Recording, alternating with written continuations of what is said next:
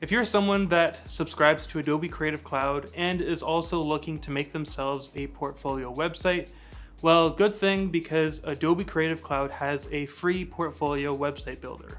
So today I'm going to go through how to build that site, how to get it up and running, and hopefully it won't take us too much time. So to start off your Adobe portfolio, all you have to do is open up your Creative Cloud app.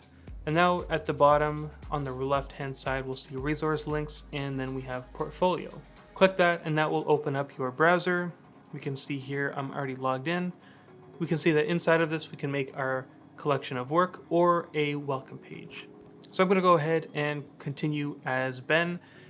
We can see that it includes hosting and unlimited pages, which is pretty dope. Next, I have the choice to make my full portfolio or just a simple welcome page. The welcome page I think is much too basic for me. I'm not really showing myself or my work off on the welcome page.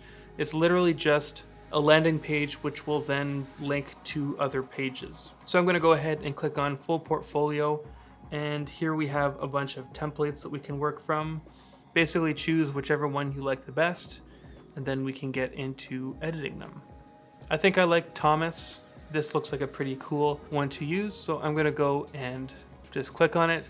You get to preview it a little bit more, the different device sizes. And if you like it, you can go ahead and use this theme at the top right. It says, "One moment please, blah, blah, blah." And here we have our site. So now this is what we see. I'm gonna go ahead and add a page. From here, you can make a normal page, or you can add a Lightroom album. I don't use Lightroom or like Lightroom CC. I use Lightroom Classic, so this wouldn't work for me. So I'm just gonna add a page. Page title, let's call it helicopter. And under navigation, I'll throw this under work and create page. From here, you can add a whole bunch of different stuff. Let's start with a photo grid, and I'll upload some files. Now we can see the grid being built as each of the photos get uploaded. So now that this page is pretty much all done, we can go and add an item above. Hey, this is a small collection of photos I shot from a helicopter. And now if you want to change each individual section, you can basically hover over the section and click on the little blue icon. You can edit page info, you can customize, and then see this. So I'm happy with this page. Next we can go up and go back to our pages, and let's make another new page and throw that under our work as well. And we can call this cars, create page. And I'm gonna make a second photo grid and select some of my favorite car photos.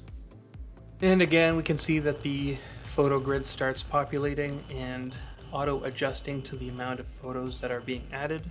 So that's kind of how to make just a standard photo grid page. Let's add a welcome page since we haven't done that yet. We can make this my home page and just call it home. I like the centered look. The 50-50 looks are also available, and we add it here. From here we can add a background for this page. So I'll choose this guy here. Looks good to me. Next we have this little button here, so we can go and hover over this blue, go to edit button, and now we can change the text of the button and where the link is going to. I'm gonna go and just send it to collection of work. Happy with everything else.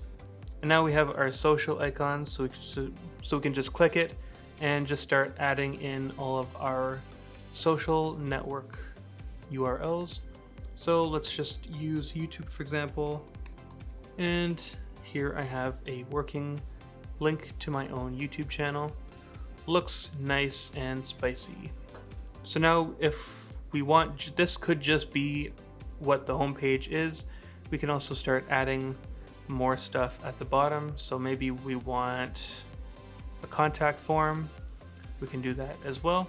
Now inside of our contact form, we have a whole lot of options.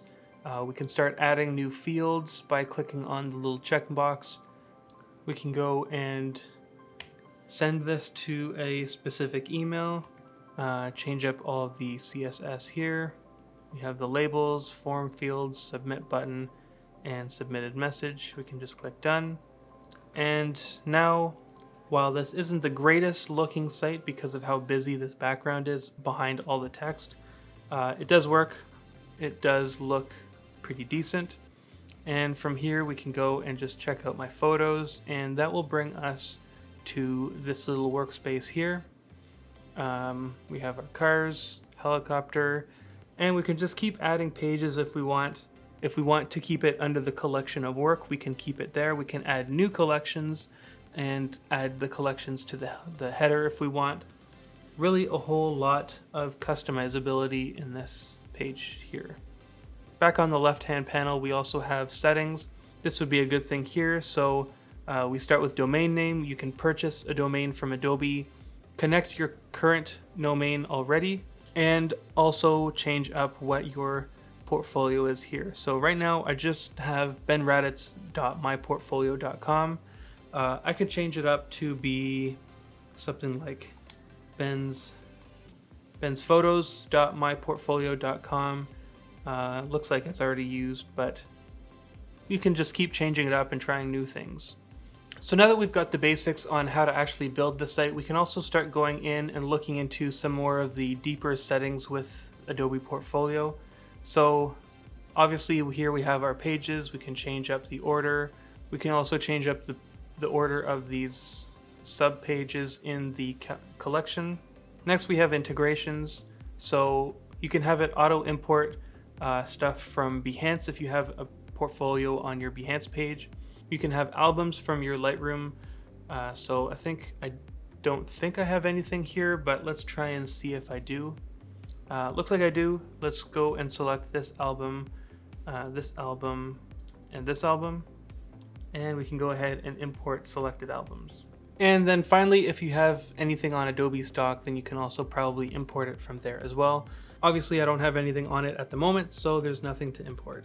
Next, we have some site-wide settings, so backgrounds, colors, all of that good stuff. You can change up your global font, change your color scheme, all that stuff. Then we have media content styles, going through all of this stuff like this. So if you want a standard heading all the way across your site, you can start building it in here. If you want images to all have the same settings, you can change it up in here.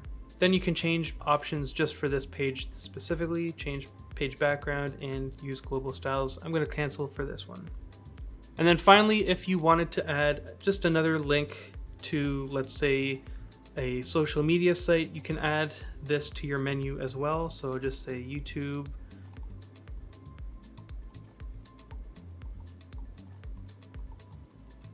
And I always like to leave it as open link in a new window. Create the link, and when we go to check out our header, we can see YouTube here. Opens up my YouTube page just like that. So now we also see this little footer pop up. We can click on the little blue icon and change the text that it's showing. So if you want to link to another page from here, you can just select the actual URL in this HTML code, change it up to something like facebook.com, for example. And now whenever someone clicks this link, it'll go to Facebook. Then I can also change what it says Adobe Portfolio and change it to Facebook, for example. And then it will link to Facebook when someone clicks on it. So then finally, if you go back to manage sites, you can also add a new site, make a new one, and you can create up to 5 different sites. I don't know why anyone would need more than one, but maybe if you have multiple businesses, multiple different styles of photography that you want to keep separate, maybe you just want to have a website that isn't even related to your photography, then you can make another site. So now you can see that the website that I just made is in draft, so I can edit it. And on the left side, I can go publish site, and it will take a little moment. Now I can go to benraddatz.myportfolio.com and see this little ugly website, check out my photos, check out these little galleries, go back to work and go to the car photos. Looking good, looking like a professional website on a Creative Cloud budget. So now that you've got your site pretty much up and running, all you have to do is make sure to keep it populated with all of your newest projects. Make sure to throw your link in your bio of your Instagram or wherever you want to send people from, and just make sure to make it your own, because obviously it is a part of your own work. So you want it to kind of showcase your own creativity while also showing off the work that you've already done.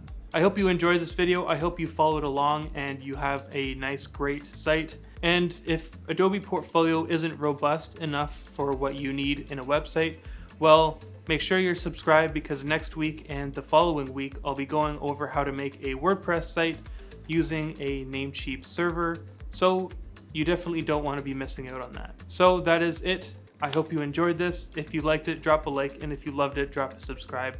Catch you in the next one. Peace.